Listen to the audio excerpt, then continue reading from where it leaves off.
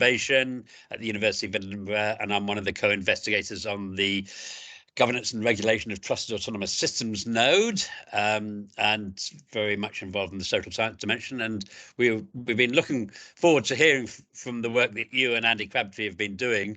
So we're delighted you're able to come up. Well, we were hoping to get you up here, but we're delighted you're able to come up virtually to talk about the fieldwork you've been doing on developing settings for the application and use of autonomous systems. But let's not pause and go straight into your talk.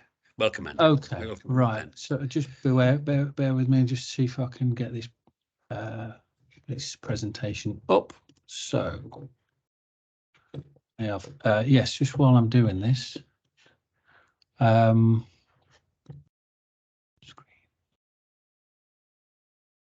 Where are we? That's the one. Right.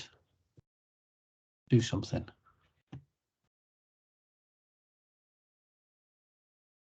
Can you see that? I don't yet. No. Okay. I beg your pardon. Let's try share. Have I got presenter rights or anything like that? Suzanne, I think we'll have set you up to have those. Oh, right. Okay. Okay. I do apologise for this, and I apologise for obviously not coming up. I did consider taking a trip up, but I rather stupidly got my wife pregnant, and she's got mobility problems at the moment, so I have to stick around. I really couldn't make it all the way up the motorway, I'm afraid. So, okay, let's try this then instead. Just bear with me.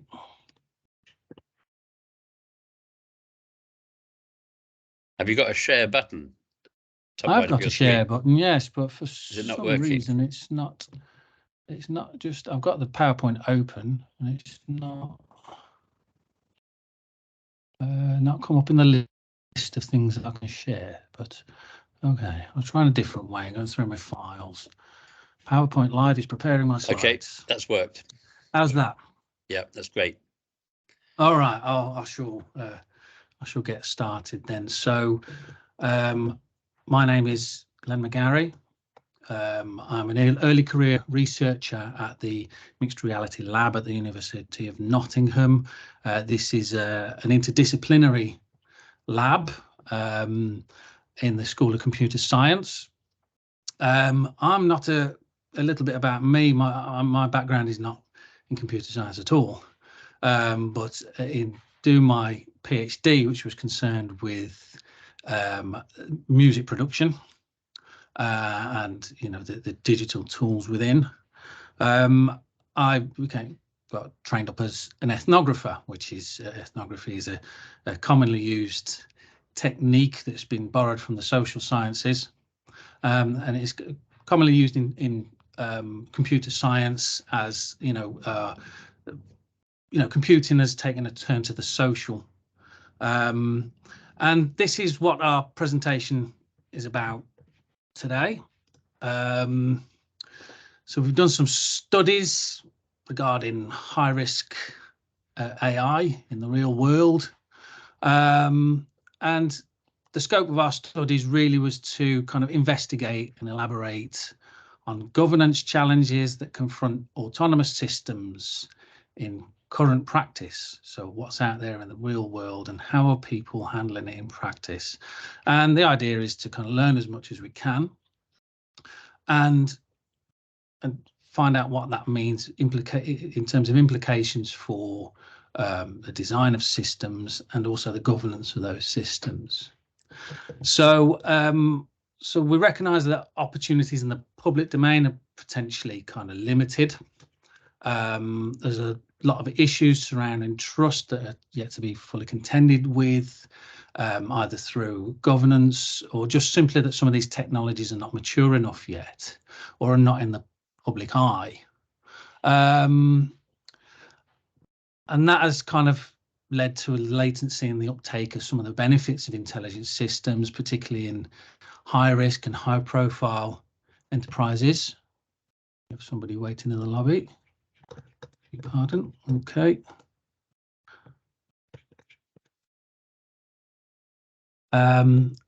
So high risk, high profile enterprises include connected autonomous vehicles or healthcare, and intelligent technologies are often hidden from sight or not as recognizably ubiquitous as smartphones, for example. So we propose to focus on the production of autonomous systems, people that were making this, to start gaining some understanding of the practical reasoning in that domain. Begin to map out the problem space and hopefully bridge some understandings from the expert domain to the general public, but also, kind of tackle some of those regulatory challenges as well. So I've mentioned ethnography. So what is it? It is a qualitative social science approach borrowed from the social sciences. As I said, it's in the fold of computer science now for about 2 or 3 decades. You speak to HCI people, they don't blink an eyelid about being faced with an ethnographic study, and we make the findings of those ethnographic studies tractable to design usually. So this approach really in terms of governance is quite unique. So that'll be the topic for discussion a bit later. So typically then ethnography, it involves immersion in the field, okay, and there's the observation of human activities, in other words, field work, okay, and usually we like to go out, have access to settings and sites of activities, take a camera, take a notepad, make our observations. But at the outset of doing this, there was still a work at home order in place. So unfortunately, we were limited in our techniques to just doing informal interviews online. But that's okay. That's still a qualitative approach that we could work with. It's not ideal. It's perhaps not as rich as we'd like, but it's something. As my colleague Andy Crabtree always says, you get what you get in ethnography. Okay. Current studies some of them were bound by non-disclosure agreements. And we have quite a narrow target as well in terms of the studies that we wanted to do. Some of this stuff was commercially sensitive and legally sensitive as well. So quite a lot of limitations to work with, but nonetheless we managed to investigate 2 quite high risk areas. We recruited opportunistically in the fields of connected autonomous vehicles and medical devices.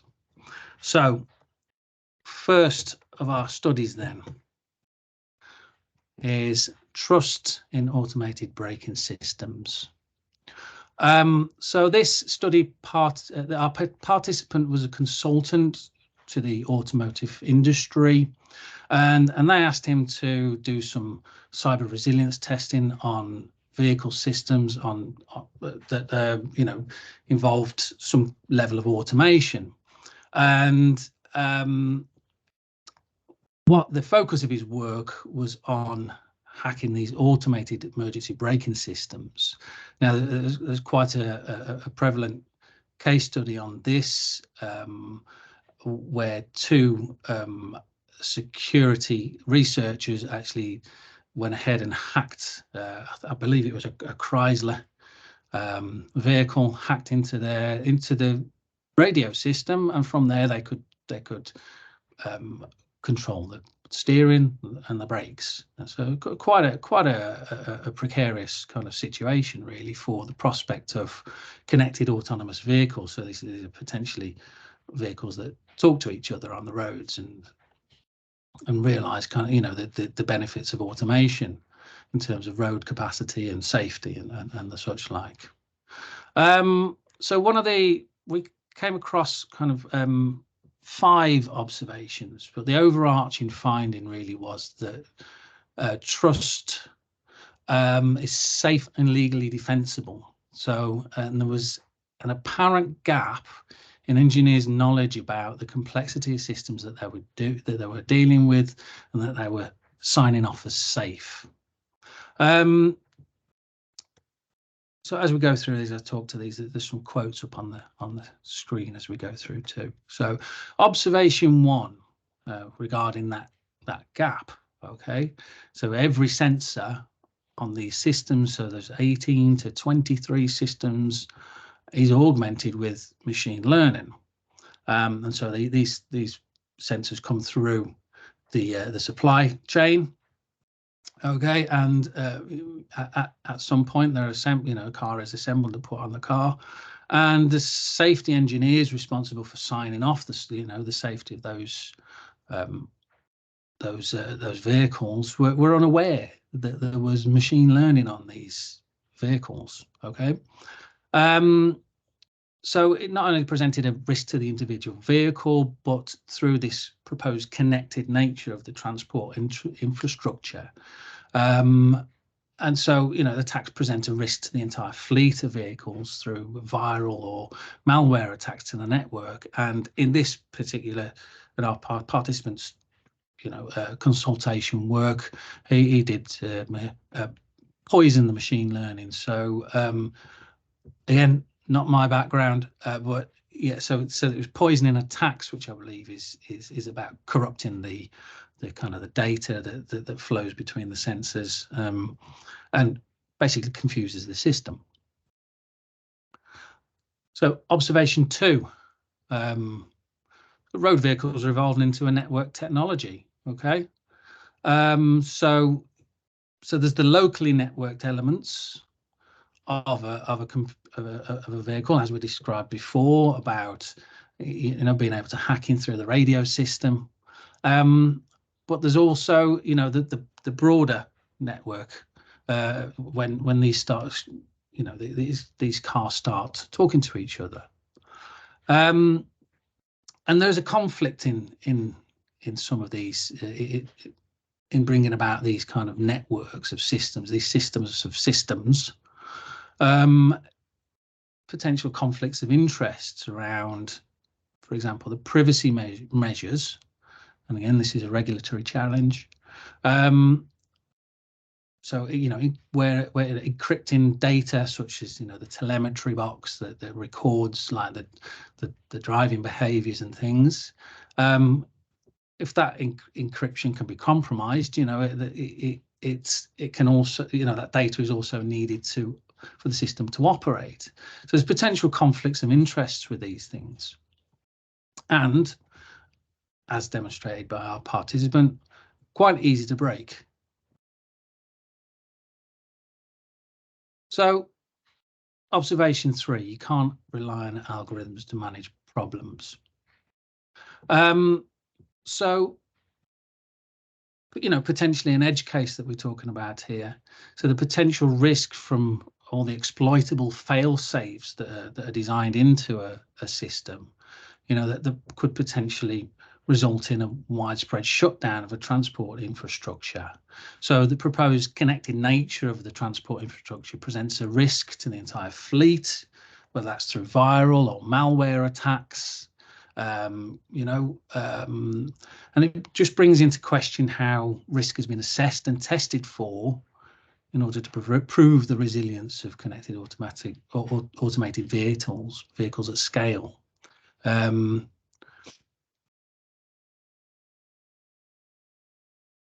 Observation 4, and this one was particularly interesting, and this one has implications for regulation, and it's about the whole nature of the system. And this one was that you don't even need to get into the IT to hack the vehicle sensors. Okay, so as part of the consultation work, it was demonstrated how a system could be forced to make a mistake just by overstimulating certain sensors, and in this case, it was with a light source, and so these sensors are seemingly vulnerable to overstimulation from a particular sequence of flashes, as I understood it, from its own headlights, and it's a vulnerability that could also be exploited through a digital attack. So, you know, an attack on the braking system from the physical environment can conceivably be triggered by the headlights via the entertainment system or the air interface as well.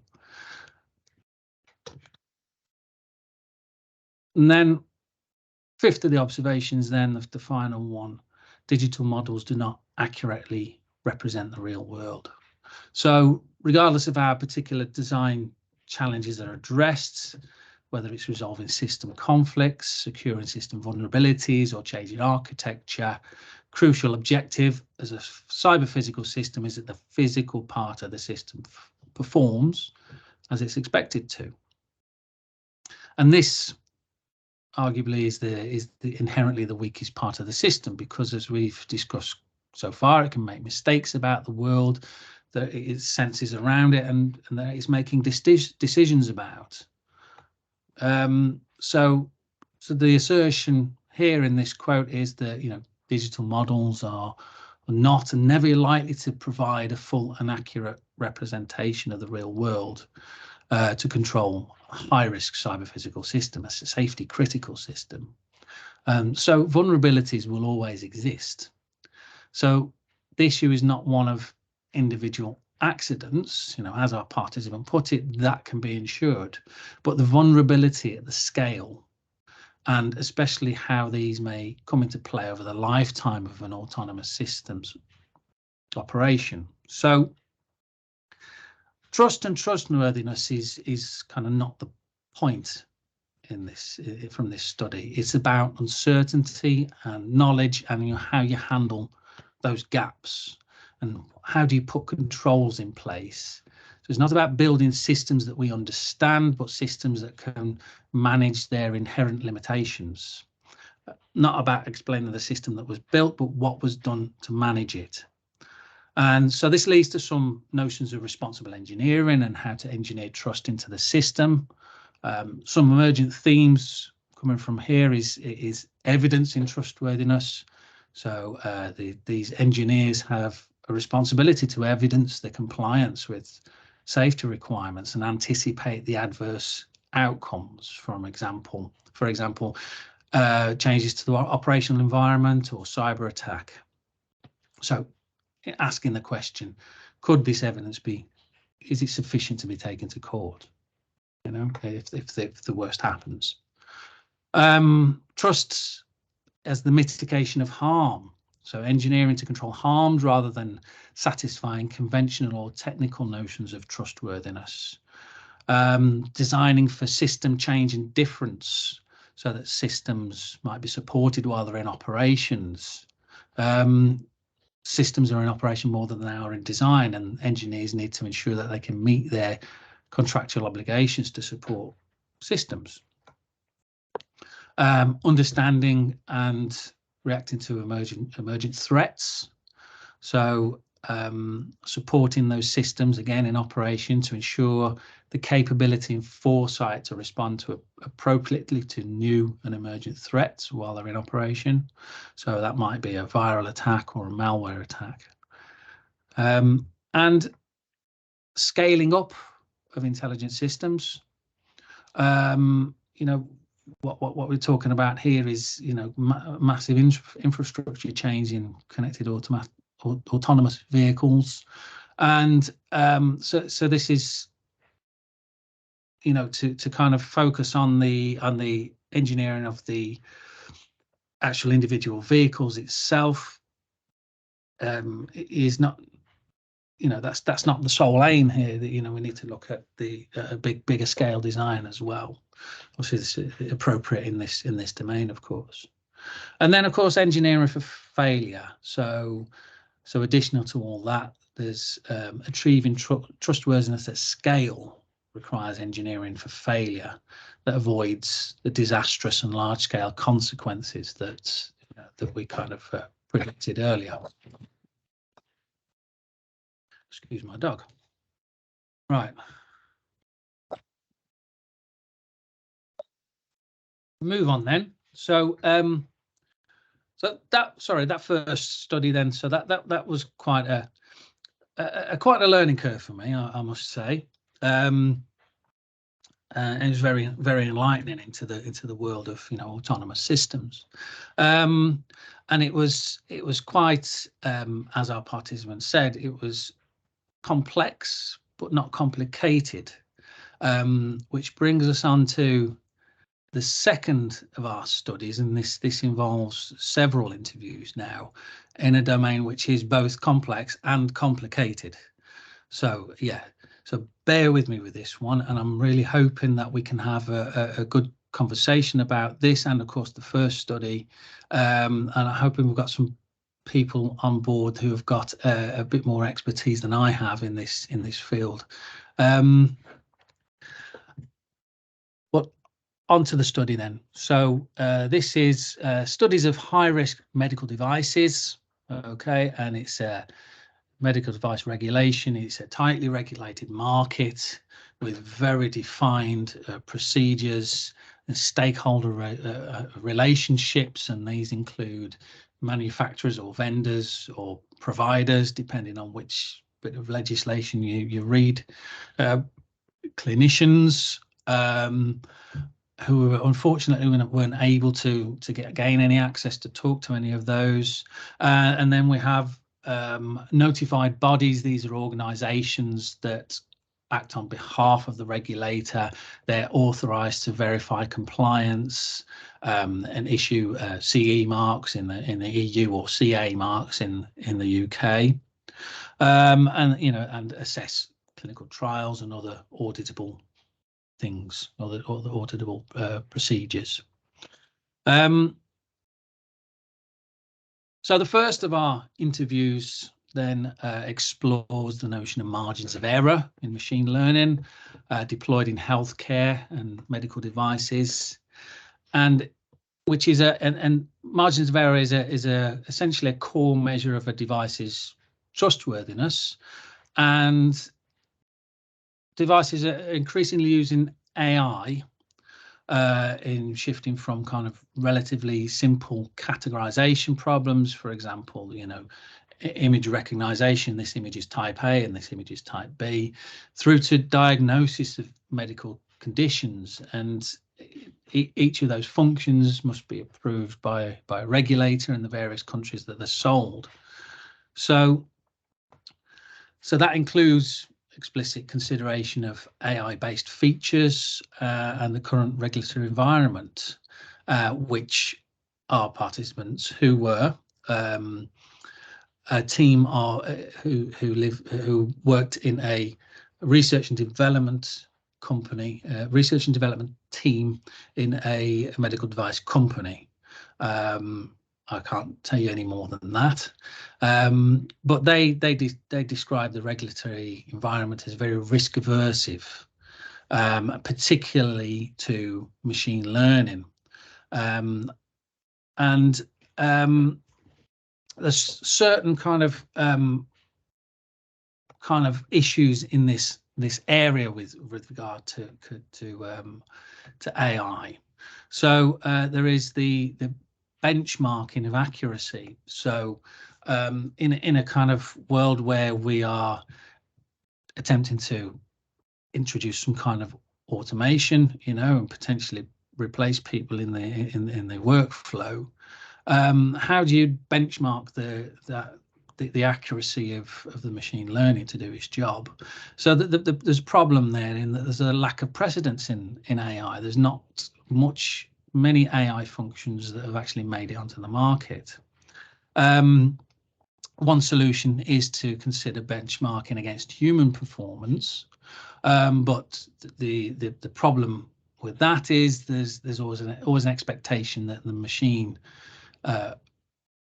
would you know, perform better, but also that you know, in kind of setting and agreeing benchmarks, and perhaps in the development and the pre-market activities, you might assemble a panel of experts who agree a benchmark accuracy, and they might disagree. So not only that, as you go between different authorities, whether it's in Scotland, whether it's in England, whether it's somewhere in Europe, there's variances in processes, you know, for how specific diseases might be treated. Or there's also the problem of healthcare economics, and related to that is the trade-off.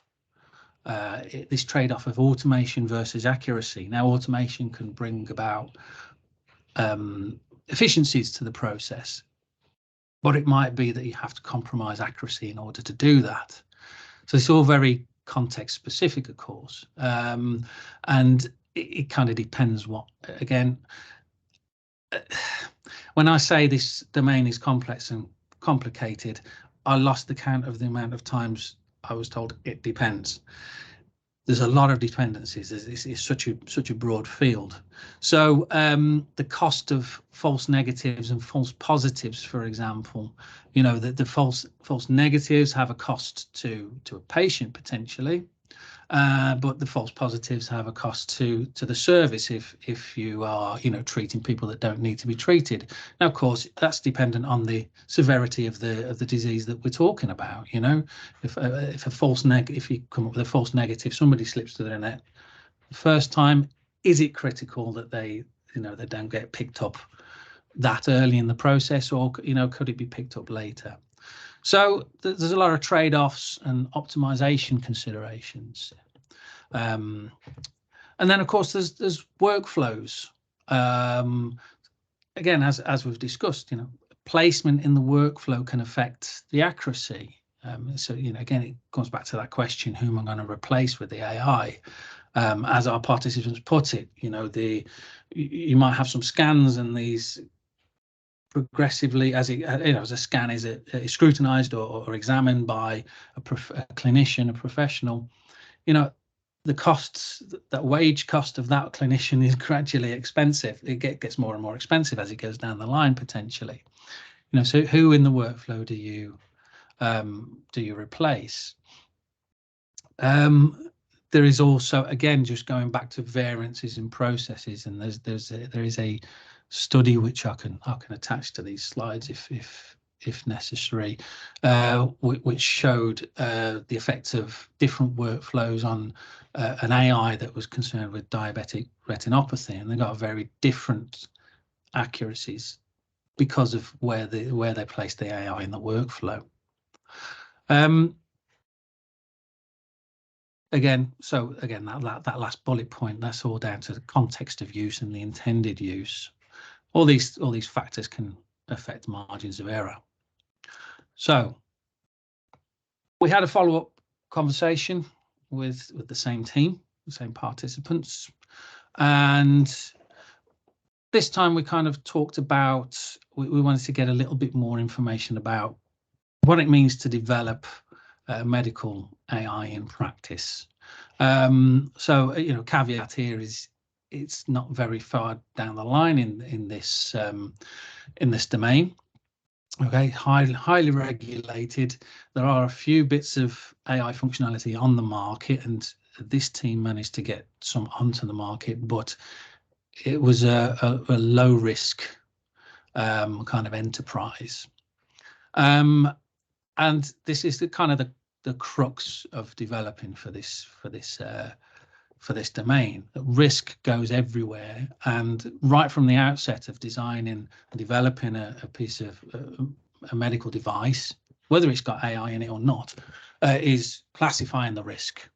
And a very important document in that process is the intended use statement. Again, that kind of sets out the context of use, and then, you know, the narrower that is, the more likely you are to be successful in obtaining your CE mark and CA and getting to market. And central to that is something called a quality management system. As a component of the quality management system is a risk management system, and this the quality management system it's got a couple of different functions. Firstly, it is a repository for documentation, and documentation is really key in these processes. Everything has to be auditable at some point. You know, these are written into the legislative framework, But it also guides the process as well. Again, not too much detail on this because it depends again on the risk classification, what the intended use of the medical device is.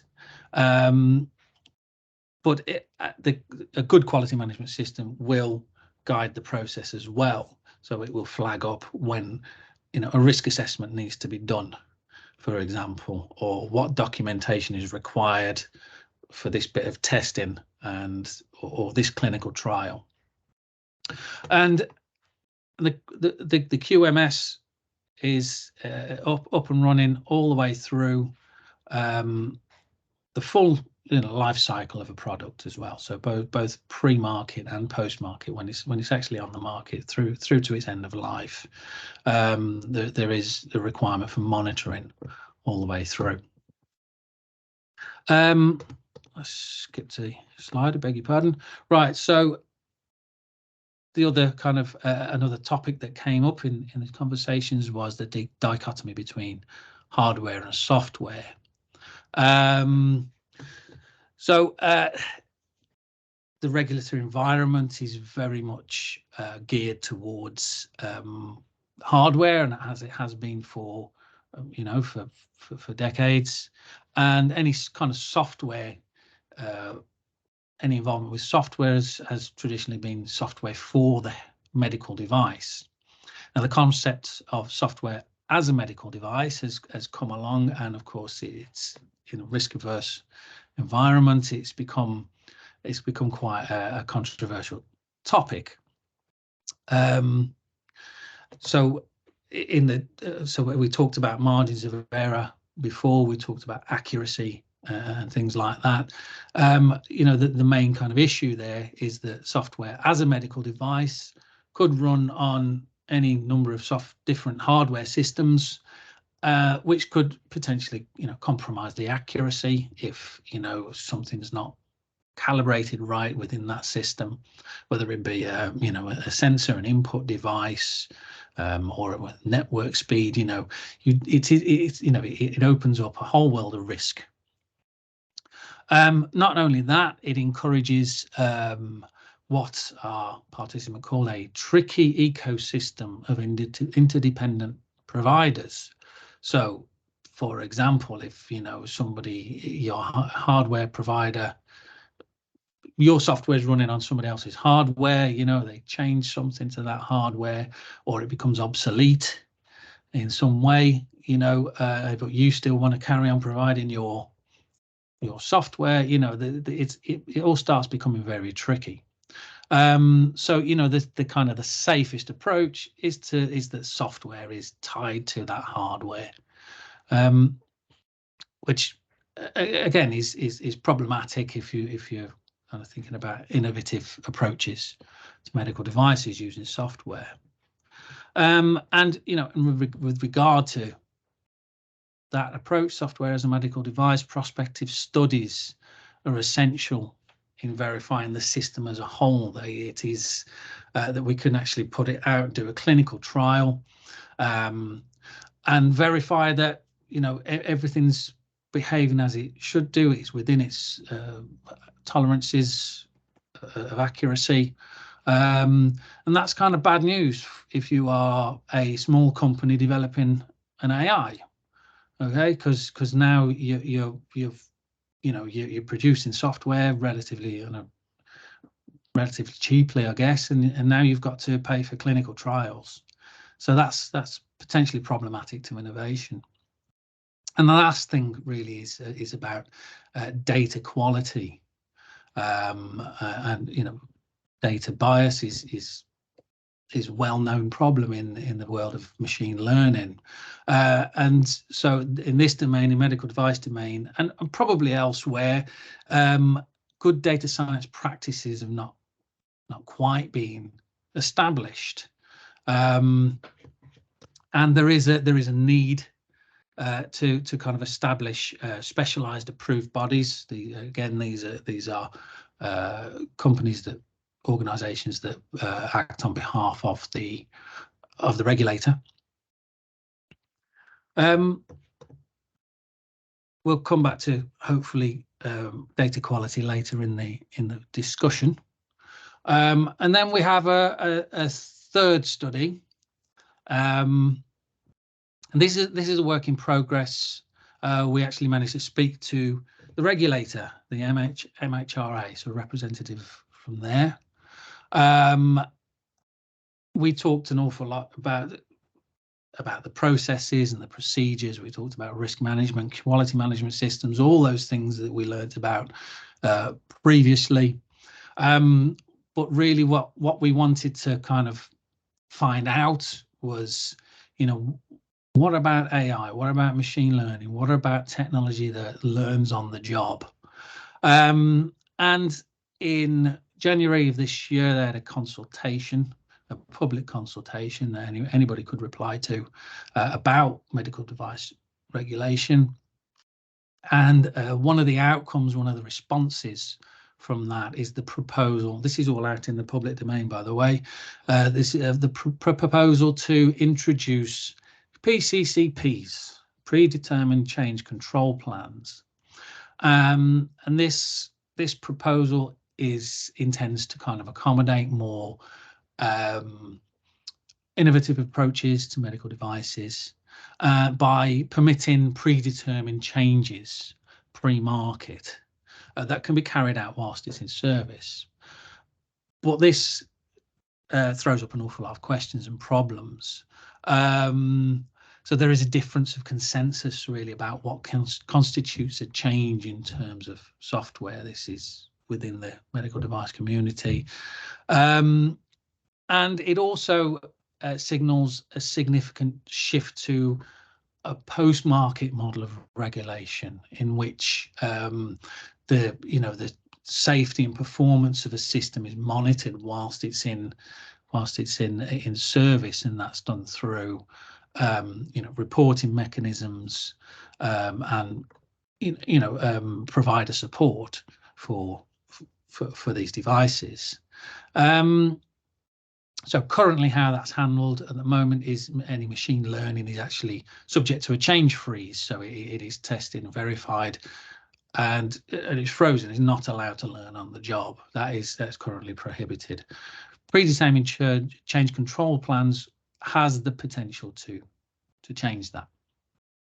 So I'm aware of the time. Right. So what does this mean for regulatory challenges for high-risk AI? And we hark back here to there's lots of legislation that points to AI in these domains, but just leaving domain-specific stuff aside for a moment, let's have a look at we looked at the EU AI Act.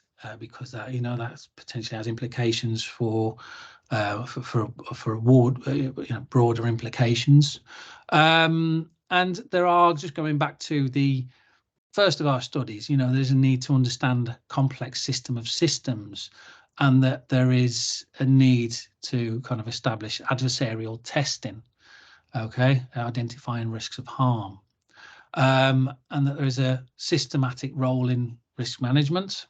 As we've seen, we didn't see that in the first study, but it was writ large. It was everywhere in medical device regulation. I've just written down the kind of article numbers and annexes and whatever on this slide if you want to refer to them. Again, systematic role in post-market monitoring. There is a problematic kind of thing here with Annex 7, I believe. It requires access to either regulator or the notified bodies to have access to training and data sets, testing data sets, should I say, and as our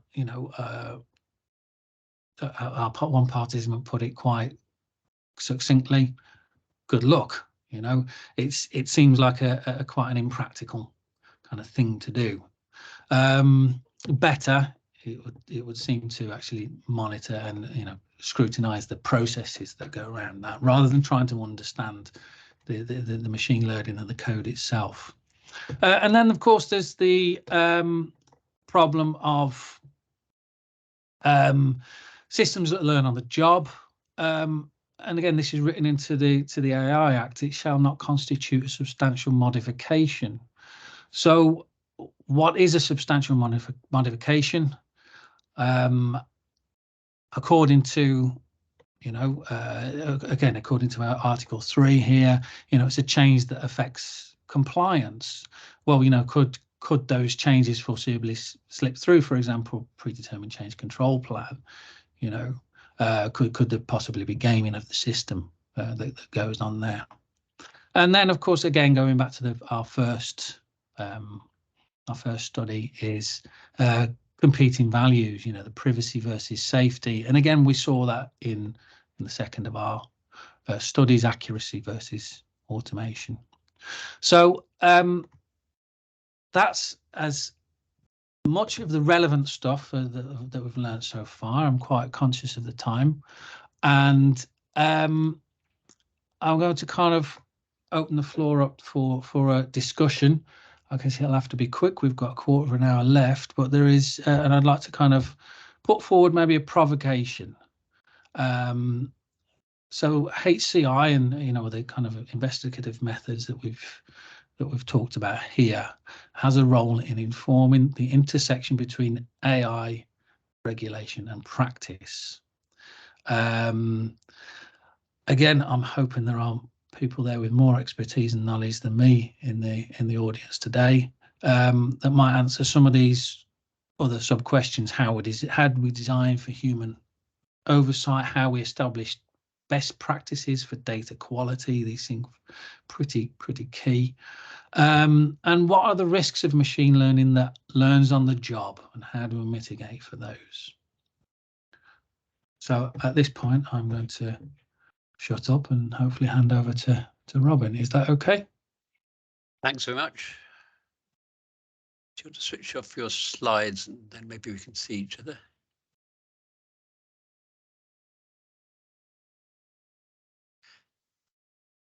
Can people post questions in the chat or come in and speak directly? All right, I've not been keeping an eye on the chat, I'll be honest with you. Stop sharing. There hasn't been a lot. There hasn't been a lot so far. That's not a problem.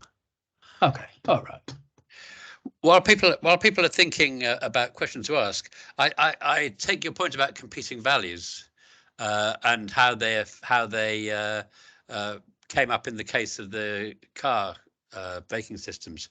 I just wondered whether did you find differences within the team within amongst the system developers in their approach and the priority they gave to one concept or another? And how was one of the issues we find is you're building a complex assemblage with different components whose performance are not fully understood. One of the problems are in incomplete communication between the specialists and the suppliers to the different components, and things break down where that communication breaks down. Were you able to look at those kinds of issues in that study? In a very high level, again, this is account of kind of one individual who's consultant to that industry, but certainly within that account, in respect of these conflicting values, it was the kind of I think there was a sense of frustration that the engineers' answer to everything was, we'll encrypt it. We'll encrypt it then. So it points to a problem. You've got a vulnerability there. We'll encrypt it then. Or in fact, a slightly more nuclear option, which was to run two parallel systems. To actually, I think these systems work on what's it called now? I beg your pardon, I've drawn a blank on it. It's a particular protocol for vehicle networking components of a vehicle, electronic components of a vehicle. The CAN network, that was it. It's just come back to me. Control area network. Actually, run two parallel systems so that there's no compromise in between them. So, yeah, I mean, and that's the best I can really point to in kind of terms of that. I think yeah, you're probably right in that. You've got safety engineers. They want to tick the box. They want to get it through compliance. They want to sign it off as safe, whilst overlooking the privacy kind of issues that we pointed to there. All those telemetry data. Sorry. I wonder if any of the engineers on the call would like to pick up that question. Peter.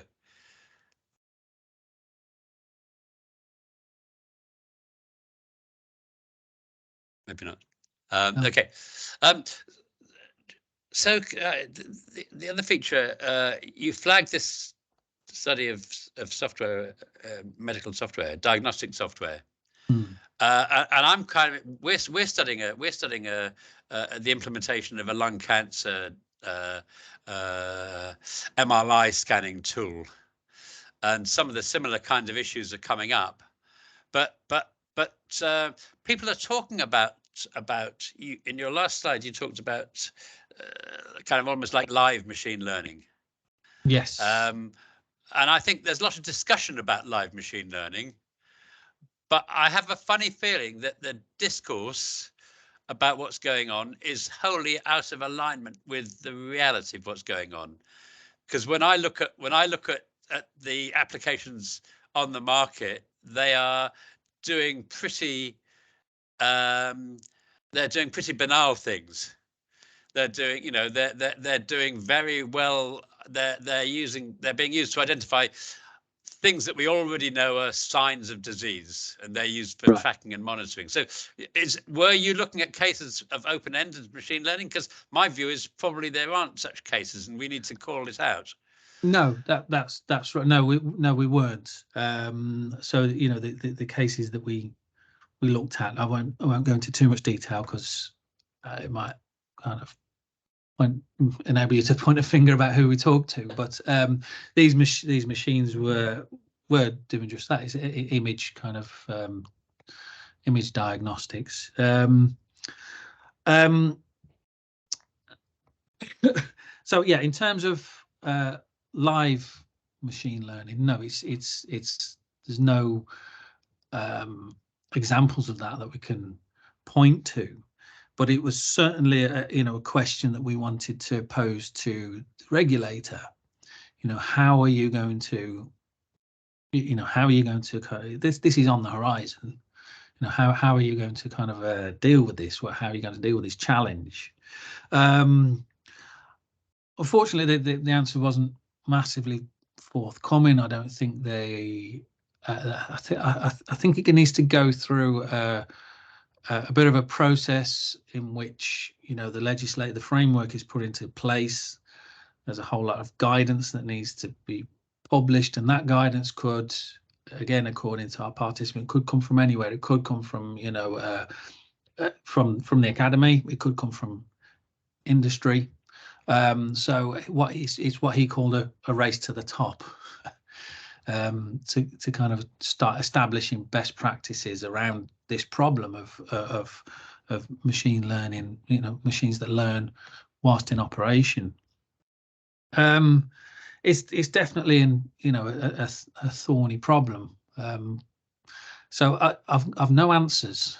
At this point, but, no, but I think it's very odd because it's it's something that's in the promissory environment, but actually machine learning that diagnoses and identifies signs and their relationship with health conditions and then treatment and then outcomes. That seems to me that's biomedical research. Yeah. But the other ML devices you're talking about, the other AI devices you're talking about, these are tools for implementation in hospital settings. And it seems to me that two totally different worlds have been mixed together in the imagination of commentators. Yes, because I don't. Do you really? Did your colleagues actually believe that people will be diagnosing diseases from first principles through the use of machine learning? Because that seems to be that's a sphere of biomedical research, not a sphere of medical practice. Yeah, I again, all my understanding is based on what I learned from the field work. So my understanding really from them was that it all comes back to the intended use statement of your, you know, of your device. And the narrower that is, and the more specific it is, the better. So there's a step between. Let me first see if I can recall from the conversations that there is one thing to say this is an image with something abnormal in it, and then it's a step beyond then to say, well, this is an image that's abnormal, and this is what is the problem.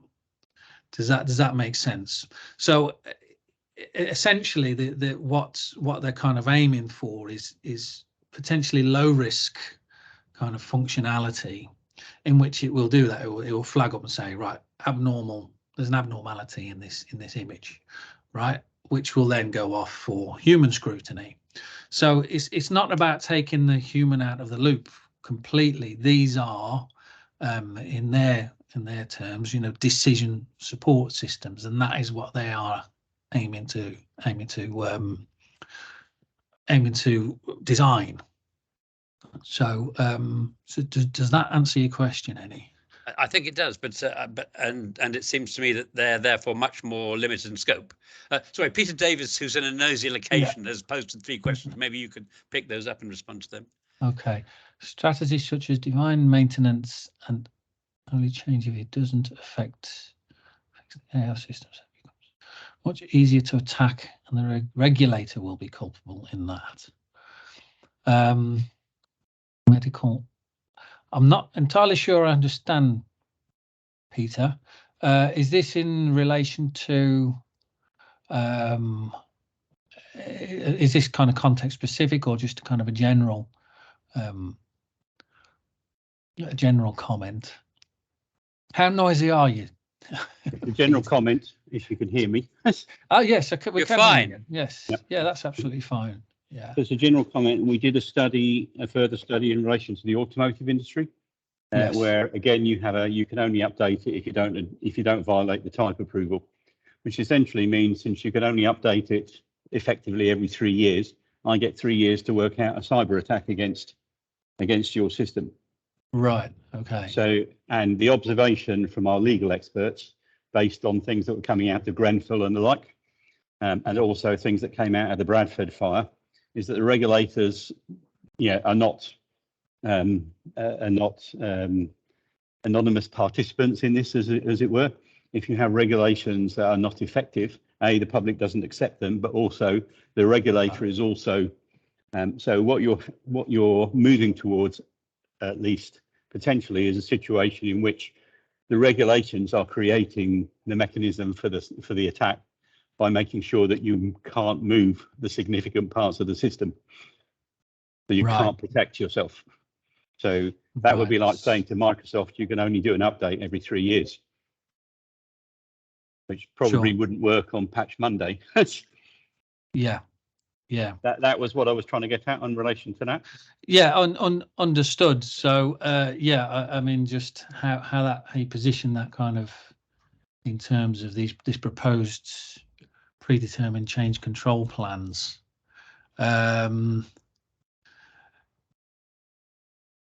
Yeah, I'm not really sure. No, not really sure whether that works for or against. But it's very interesting. Different temporalities of work are very interesting. Haven't really been discussed properly. Robert Stallard's got his hand up. Robert, do you want to come in?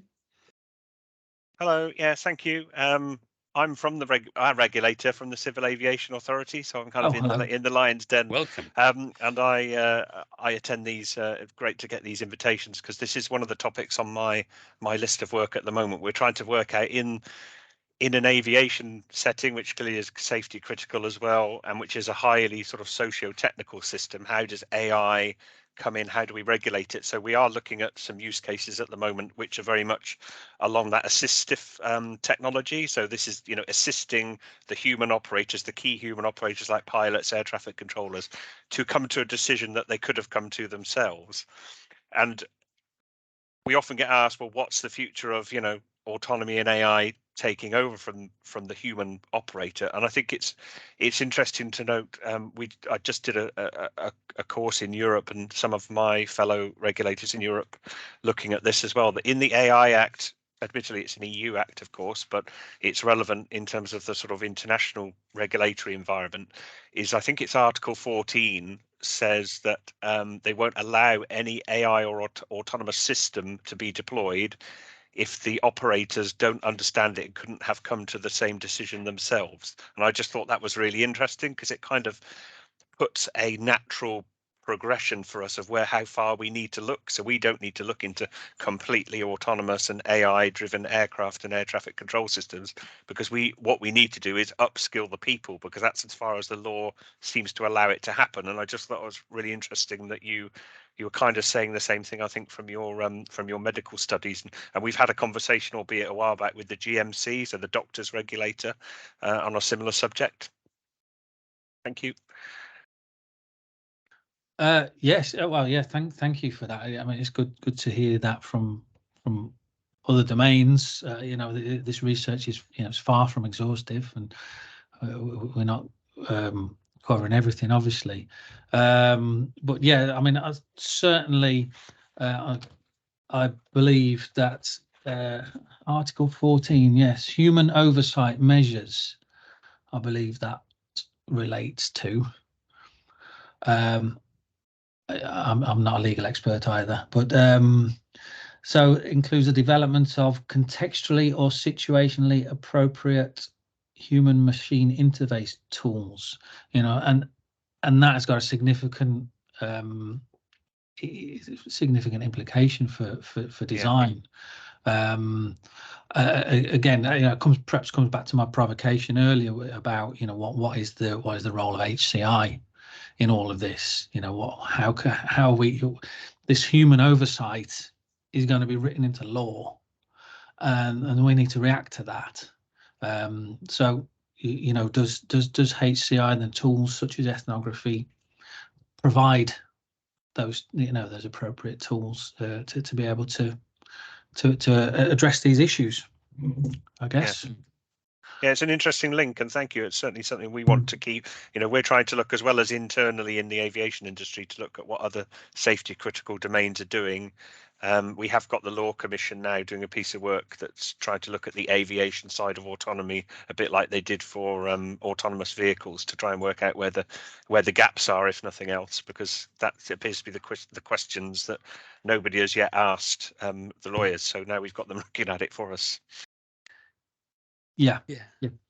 So there's a couple of points in the chat if you want to quickly respond to them, and then we should probably move to a close. Yeah, sure. So Peter, software Davis again. Is not legally responsible. So persuading either the individual or company to take the risk on AI involves that entity being responsible in law. Well, quite right, I guess.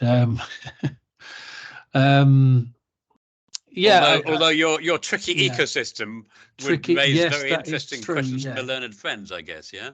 Yeah, exactly. Yeah. So yeah, tricky ecosystems aside, I suppose. But you know, again, you see how, you know, medical device regulation handles that. It's one of the most highly regulated domains as far as we know.